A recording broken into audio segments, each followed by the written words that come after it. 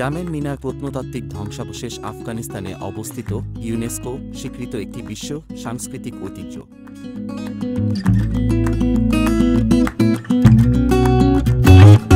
আজ থেকে প্রায় ৯০০ বছর আগে দ্বাদশ শতাব্দীতে এটি নির্মিত। এই মিনার ৬৫ মিটার উঁচু একটি মনোরম প্রত্নস্থাপত্যিক কাঠামো। মিনারটির শীর্ষে একটি নীল টাইলের শিলালিপিসহ বিস্তৃত পোড়ামাটির ইটের কাজ দিয়ে আচ্ছাদিত।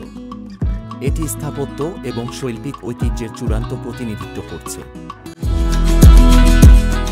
আফগানিস্তানের ঘুর প্রদেশের প্রাণকেন্দ্রে সুউচ্চ পর্বতমালার মধ্যবর্তী একটি গভীর নদী উপত্যকায় মনোরম পরিবেশে এই মিনারটির আকর্ষণ অনেকাংশে বৃদ্ধি করেছে।